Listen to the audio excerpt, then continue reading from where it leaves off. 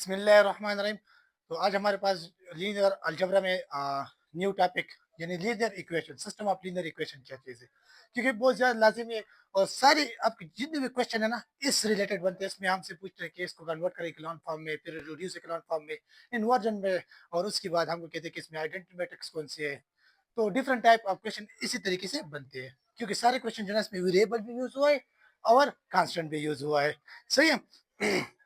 हमारे पास जो है ना फर्स्ट हम देखेंगे कि सिस्टम ऑफ लीनियर इक्वेशन क्या चीज है। इसकी definition just in equation which the variable power is same, यानी वो इक्वेशन उनकी वेरिएबल जो पावर है ना वो सेम होगी। यानी फॉर एग्जांपल मैंने एक एग्जांपल इसके साथ लिया कि इधर एक टर्म मैंने लिया ना, इधर क्या है कि सिर्फ एक्स लिखा है और इधर एक्स जो है ना एक्स की पावर जीरो है।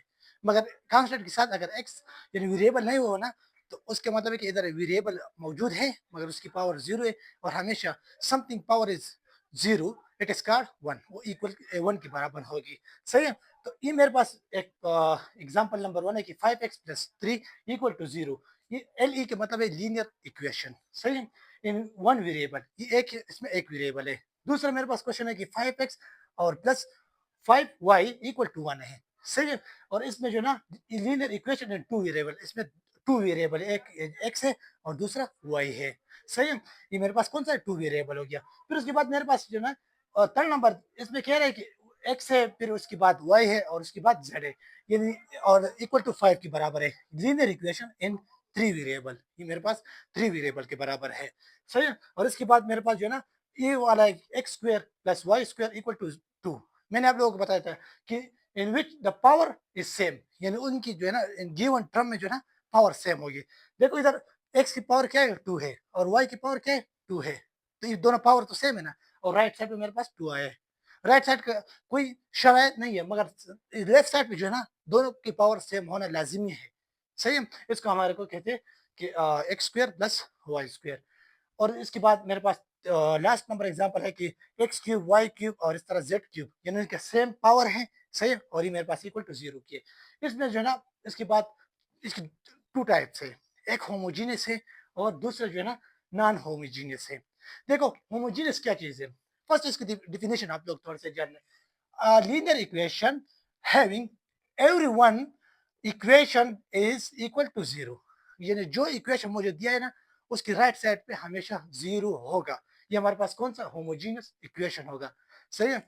अगर आप लोगों के एमसीक्यूज में आ जाए कि ये मेरे पास कौन सा टर्म है x plus y equal to zero, ये कौन सा टर्म है, इसका क्या नाम होमोजीनियस है नॉन होमोजीनियस है, तो मैं हम जानेंगे कि राइट साइड पे क्या है जीरो है, तो ये हमारे पास होमोजीनियस होगा।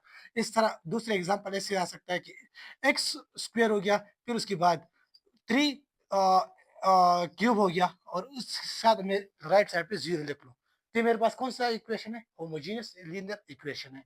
उसके बाद सेकंड जो है ना नॉन होमोजीनियस लीनियर इक्वेशन।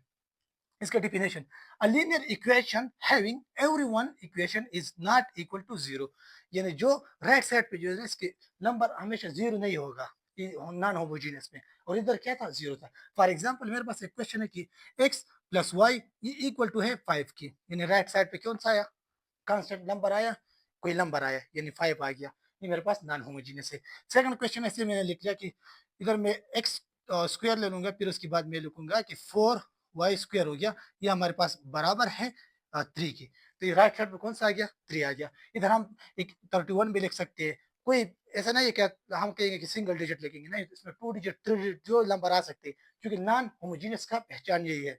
सही है। हमारे पास मेजॉरिटी क्वेश्चन इस तरीके पे आएगा और इसको हम कहेगा कि फर्स्ट आप जाने कि हमारे पास होमोजीनियस है नॉन होमोजीनियस है, फिर उसके बाद उसको हम सॉल्व करेंगे।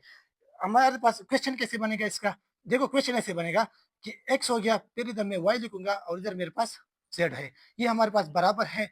अगर जीरो लिखा तो हम कहेंगे कि ये होमोजीनियस रिलेटेड क्वेश्चन है। अगर इधर मेरे पास फॉर एग्जांपल मैंने 10 लिख लिया तो हम कहेंगे कि नॉन होमोजीनियस रिलेटेड क्वेश्चन है। फिर हमको कहेंगे कि इसमें आप इकोलॉन फॉर्म फाइंड आउट करें, non reduce echelon form find out करें, इन्वर्जन ईटीसी, ये सारे क्वेश्चन हम step by step next video में करेंगे। क्योंकि हमारे पास जो है ना फर्स्ट हम मैंने कहा कि आप लोगों को डेफिनेशन पहचान आपको पता चल जाए कि इसमें क्या क्या क्या हम पढ़ेंगे।